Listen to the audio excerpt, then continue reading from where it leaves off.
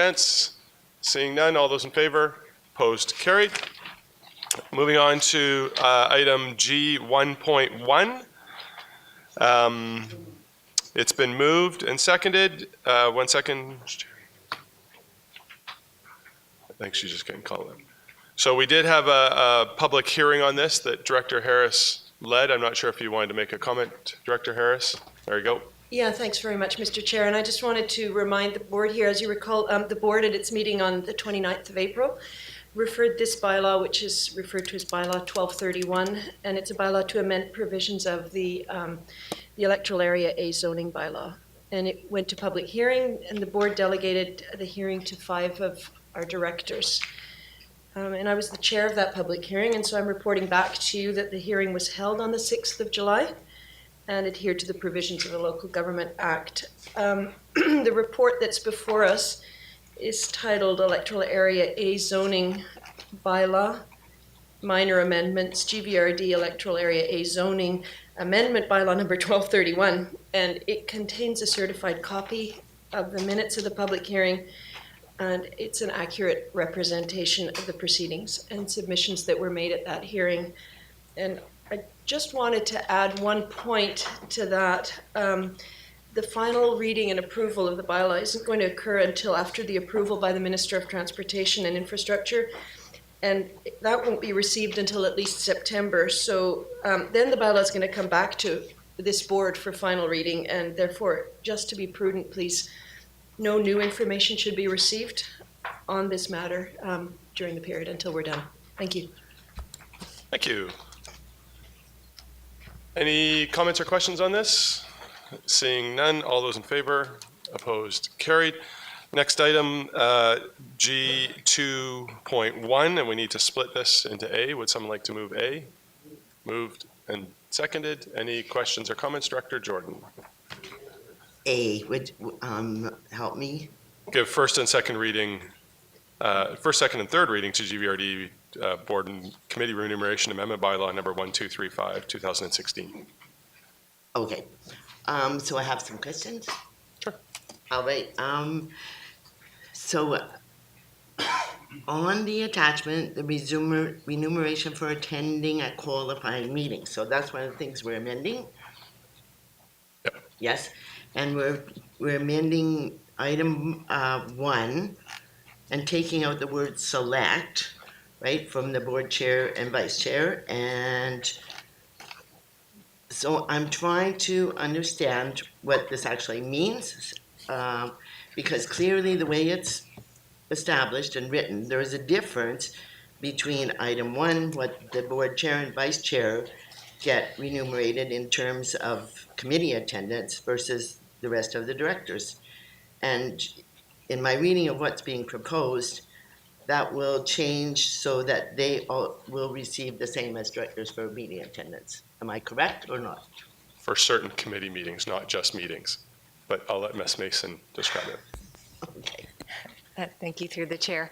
Select committees under our procedure bylaw, I believe, are only directors that sit on committees. Standing committees are directors and non-directors. So in our case, standing committees include councillors that sit on committees but aren't directors of this board. And so the bylaw under the current language provides for remuneration for select committees but not for standing committees. So by deleting the word select, then it would encompass both types of committees, standing committees and select committees. So the chair and the vice chair would receive remuneration for sitting on or chairing standing committees. So that would be, for example, like intergovernment and finance. And the other one on the other meetings or the special occasions, right now the language is in discussions with the corporate officer, the language is somewhat vague in terms of providing the ability to remunerate committee members at special events like a park opening or a facility opening. So this gives the ability to provide the discretion that if you had more than just the committee chair speaking at an opening, this would enable you to remunerate another committee member to attend that event. So that's what that proposed change is for. So help me again, if you can, can you give me an example of a select committee? I'll have to ask Chris if we've ever had. I certainly, in a previous regional district I worked for, we did have select committee meetings. I'm not sure what are. Is that something like a task force? Because we have no provision about how people get paid in the I guess remuneration bylaw for because task forces. Would that be something like it, or? It certainly could be considered a task force if it's only directors that sit on that task force. Absolutely, that could also be interpreted as a select committee as well as a standing committee. Okay, so I did go back because back in the day, 10 years ago or so, when Director Brody chaired and I was on the finance committee, where board remuneration and expenses and travel and all of that stuff was a daily, weekly occurrence in our meetings, and trying to clarify that. And I am very pleased that most of that has all been gone away and done with. But my understanding was that when we put in the board chair and vice chair annual remuneration, this was specifically written so that they did not get meeting fees on top of that. And that's why there's a difference between 1 and 2. And so number 2 says board and committee members except the board chair and vice chair will get remuneration for attending committee meetings. So I would like to know what the cost implication of this is. The chair sits on 4 committees, the vice chair sits on 3. So what's the cost implication of adding that to their annual stipends? I'll just get Chris manages that budget. So as you know, a meeting. Oh, sorry. Thank you, Mr. Chair. As you know, a meeting fee is $371 per meeting. So whatever meeting the chair or vice chair would attend on a select committee would be remunerated just like any other committee. So if there were a monthly meeting like InterGov, 10 meetings per year, 10 times 371 is $3,700. So for each committee, 2 committees or 3 committees. So if InterGov meets monthly and they're both on that committee, then they would.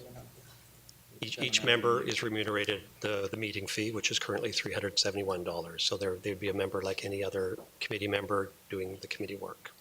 And just to clarify, I sit on InterGov that meets, I think, 9 times a year, and Raymond sits on InterGov. And I sit on the Regional Prosperity Task Force, which meets maybe 3 times a year. We don't sit on any other committees. But this isn't about, you or Raymond. This is fair about enough. going forward, right? For the positions, not the individuals, right? So No, and fair enough. I was just sort of throwing that out there, because most people don't know who sits on what committee unless they sit around the table with them. That's all. So if that's the case, then I am not in support of this change. And I can tell you that back in the day, we had an outside group recommend a change in the policy of how the directors were remunerated. And that original recommendation was to provide all directors with a basic stipend of X thousand dollars a year, and then meeting fees on top of that, including the board chair and vice chair. And the amount for the board chair and vice chair was a more modest amount than is now the case. It was more in line with what the Crown corporations, et cetera, the government policy is, right?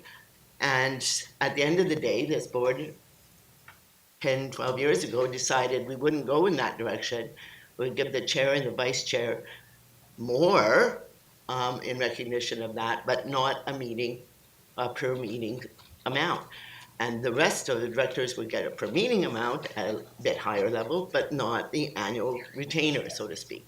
So I think this subverts that original concept, and to bring it forward as a housekeeping, I think is way more than housekeeping, because it's a change in the fundamental concept that the board chair and vice chair would not get meeting fees. And so I don't support the recommendation as it stands. Thank you for your comments. Director Corrigan. Well, I want to, first of all, apologize to the meeting because I sit on the Intergovernment Committee, and I usually am pretty good at picking up when something seems a little different. In this case, I didn't. I was looking at it from the perspective of this was housekeeping amendments to remuneration bylaws, and I didn't read it in enough detail to come to the conclusion that Director Jordan came to, but I really appreciate her much closer reading, which has allowed us to bring out an issue that slipped by me, and I don't know if it slipped by anybody else here when they read it, but the report was, to say the very least, convoluted. It didn't provide a very clear understanding for all of the directors about what they were voting on. And I spent 30 years trained as a lawyer, and I came in. Oftentimes, I think people can consider that I might be a little bit paranoid about some of the things that come through from bureaucracies and whether or not, in fact, it has implications. But in this case, I should have been more paranoid about it, because this is a significant change in the existing policy that should be discussed in a much more fulsome way. It's not housekeeping to do this, and it is not an insult to the chair or the vice chair to have a full discussion of these kind of issues. If you're giving them what could be a 5 or 10% increase beyond what is already a very generous stipend, more in some cases than mayors make in the region, is comparable to the salaries of some of the mayors of cities of 60,000 people. It seems to me to be something we should discuss and have in a much clearer term for the public and everyone else to understand. It also looks at what our rules are, as the chair appoints all of the committees and can appoint himself or the vice chair to those committees. And so while we give the example of you're going to sit on maybe 12 committees this year and it's going to be a $3,000, $4,000, $5,000 raise, is that it could be, if the chair chooses to, they could sit on all of the committees or as many of the committees as they wanted to and collect significantly more money. But we didn't discuss that at the meeting because this came in really in a way that was described as housekeeping amendments to clear up some misunderstandings. Well, I agree with Director Jordan. I was here when we had a full discussion of these issues and very clearly said, no, we're not going to remunerate the chair and the vice chair for meetings because they're the ones who appoint the people to the committees, and that we are going to give them a stipend because the nature of the job is one that requires them to be involved in many of the committees on an ad hoc basis, an ex officio basis. So I agree with Councillor Jordan, and I really think we shouldn't pass something like this without having had a much fuller discussion and having people completely understand the implications. And as I say, I don't think around the table at the Intergovernment Committee, maybe I was the only one left out of that discussion, but I certainly didn't pick up that was a significant change that we were making from policy that had been prepared for us through committee work and a very careful consideration. So I won't be supporting this, and my suggestion is if there are others who feel the same way, we should probably refer this back to Intergov Committee and have a much more fulsome discussion than the one we had. If you agree with me that this report wasn't clear about what was happening, and again, I want to apologize. I should be more responsible as the chair of a committee at the meeting to suss out this kind of change, but I'm glad that Councillor Jordan's brought it to my attention. Thank you for your comments. Director Harris. Thank you very much. I was taken by surprise here too. It's been one of my worries that so many of the important matters that are for the consideration of this board go through careful discussion at Intergov, and I often find myself playing a game of trust. And I appreciate Director Jordan. Page 2 of 3 under Schedule B, second paragraph. The second sentence, or it's part of the first sentence, I guess, the bylaw is silent with respect to remuneration for participation on standing committees. This aspect of the bylaw is inconsistent with the remuneration provisions for other directors on the board.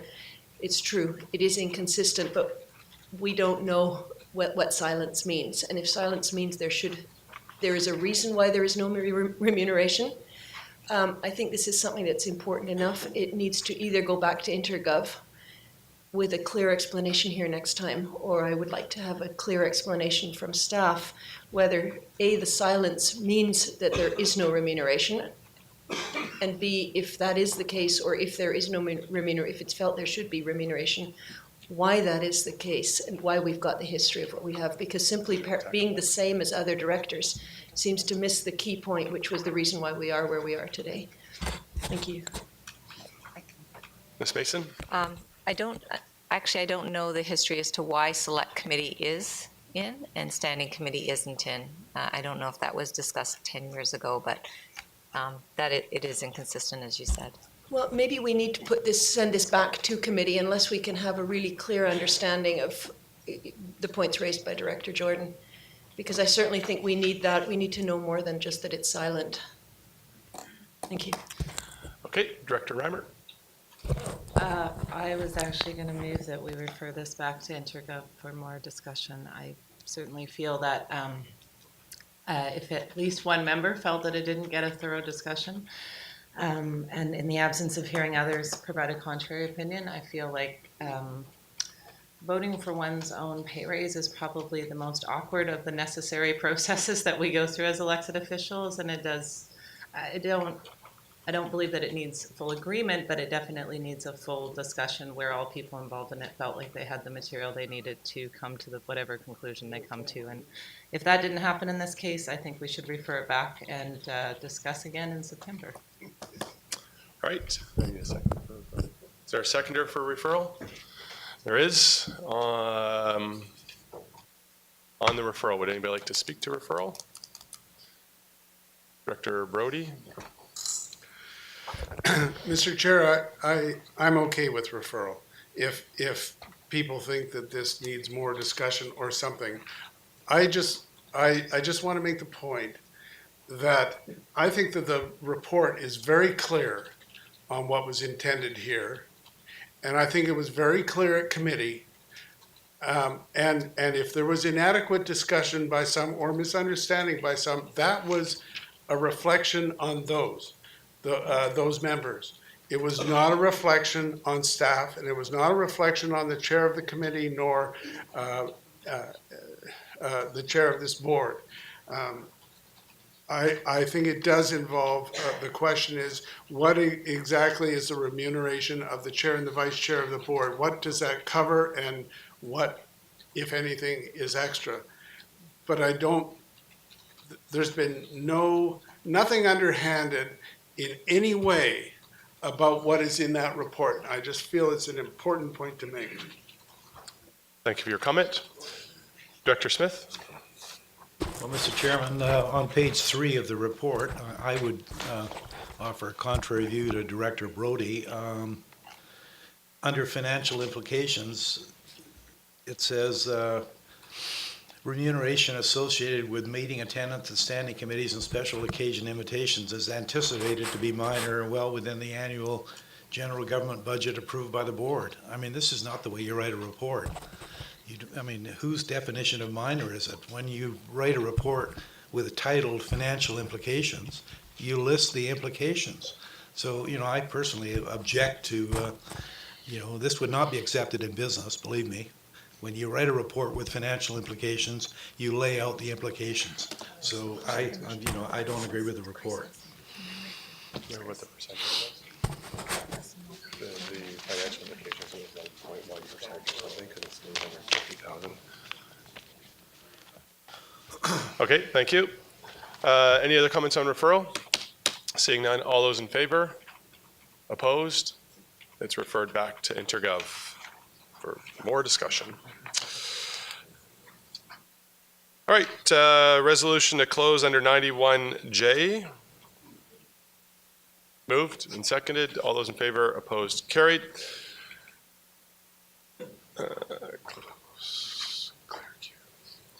Motion to adjourn. Moved and seconded. All those in favor, opposed, carried.